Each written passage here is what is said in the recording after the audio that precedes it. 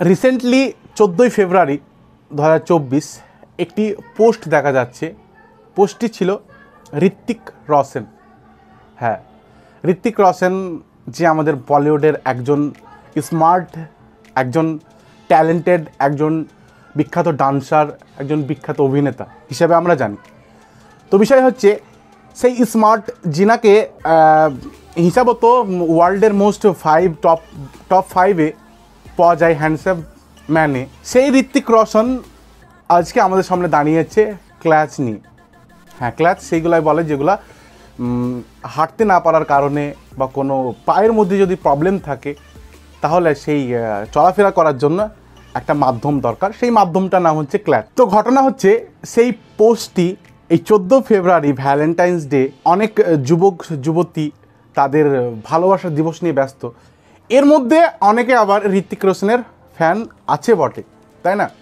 সেই ফ্যানগুলো এই পোস্টটি দেখে অনেক হতাশ হয়ে যান যে কি এমন হলো ঋত্বিক রোশনের যে তিনি ক্ল্যাচ নিয়ে দাঁড়িয়েছেন। এবার বিষয় হচ্ছে সেই পোস্টটি আপনাদেরকে একবার দেখাই, যেখানে তিনি এই ক্ল্যাচ বা হুইল চেয়ার সম্পর্কে কিছুটা বিস্তারিতভাবে জানিয়েছেন। এবার বিষয় হচ্ছে তিনি যে ইনস্টাগ্রাম পেজে একটি পোস্ট ছেড়েছে, সেই পোস্টে ফটোসহ একটি ডিসক্রিপশনে লিখেছেন। সেই ডিসক্রিপশনে এত সুন্দর সুন্দর, এত মোটিভেশনাল কথাও তিনি লিখেছেন তিনার বাবাকে নিয়ে, তিনার দাদাকে নিয়ে। তো তিনি সেখানে জানিয়েছেন যে জানি না যে কতজন মানুষ এই ক্লাচ বা এই হুইল চেয়ার নিয়ে চলাফেরা করে, বাট এখানে বিষয় হচ্ছে যে আমি দেখেছি যে আমার বাবা বা আমার দাদাকে এই শারীরিক অবস্থাতে যদি তারা কখনো হাঁটতে বা চলাফেরা করতে পারেননি, সেই সম্বন্ধে হুইল চেয়ার ব্যবহার করেননি। তিনি সেই পোস্টে এও লিখেছেন যে তার দাদা রোশন লাল তিনিও একসময় একদা বলেছেন যে এই হুইল চেয়ারে যদি আমি বসি তাহলে সেখানে সেই চেয়ারটি আমাকে মানসিক দিক থেকে দুর্বল করে রাখবে। তো আমরা তো পুরুষ মানুষ, আমরা কখনোই মানসিকভাবে দুর্বল হতে চাই না। সেই সুন্দরভাবে ঋত্বিক রোশন ডিসক্রিপশনে এগুলো লিখেছেন। আপনারা চাইলে সেই ডিসক্রিপশনে দেওয়া লিঙ্কে গিয়ে ক্লিক করে এই পোস্টটি সম্পূর্ণভাবে দেখতে পারেন যে কিভাবে একজন পুরুষ মানুষ তার জীবনের সঙ্গে লড়াই করে। পোস্টটি দেখার পর হয়তো অনেক ঋত্বিক রোশন ফ্যানরা চিন্তিত যে কি হলো, কি কারণে তিনি ক্ল্যাচ ব্যবহার করছেন।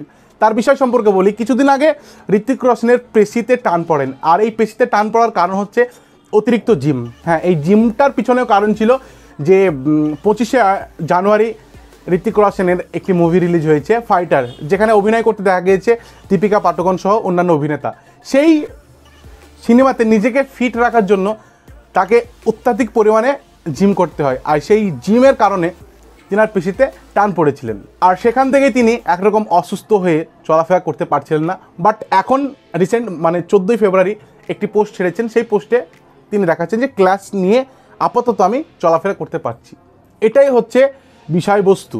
আর সব থেকে বড় কথা যে ওনার যেই মোটিভেশনাল কথাগুলো, যে একজন পুরুষ মানুষ জীবনে তার ফ্যামিলি, তার পরিবার, তার আত্মস্বজন সকলের সামনে যে কীভাবে নিজেকে রিপ্রেজেন্ট করে যে আমি একজন শক্তিশালী পুরুষ। প্রতিটা মানুষকেই এটা থেকে শেখা দরকার। বা আপনি যদি চান, যে অনেকে হয়তো চায় যে এমন একজন ব্যক্তি চাই যে আমাকে সবসময় মোটিভেশন করবে, আপনাদেরকে বলছি এটা জাস্ট এমন একজন ব্যক্তি চাই যে আপনাকে সবসময় সর্বদা আপনার জীবনের লক্ষ্যে পৌঁছানোর জন্য মোটিভেশন করবে, এটাই বিষয় না? তো আপনাদেরকে আমি ছোট্ট করে বলি যে কাউকে খোঁজার দরকার নেই। কেন খোঁজার দরকার নেই? এখানে আপনি ছোট করে একটু ভাবুন যে ঋত্বিক রোশন একজন বিখ্যাত অভিনেতা, ইন্টারন্যাশনালভাবেও তিনি জানা যায়।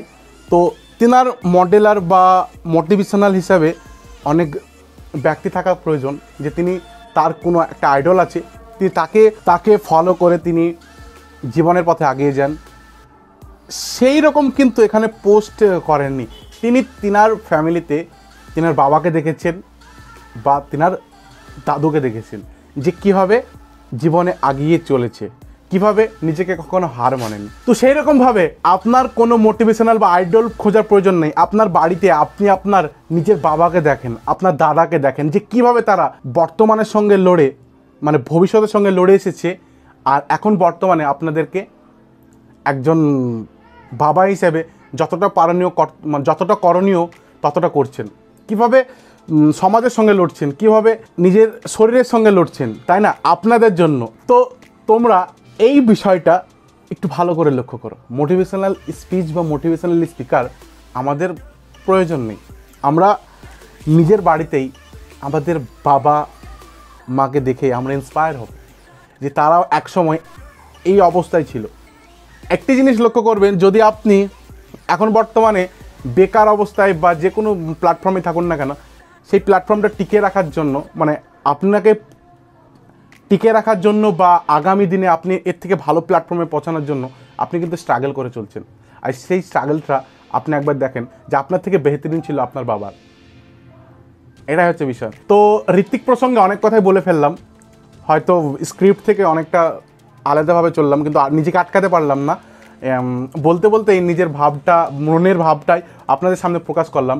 যদি ভিডিওটি দেখে ভালো লাগে অবশ্যই চ্যানেলটি সাবস্ক্রাইব করবেন, আর লাইকটা তো অবশ্যই, তাই না। তো এখনকার মতো টাটা বাই বাই, আবার দেখা হচ্ছে নেক্সট ভিডিওতে। জয় হিন্দ।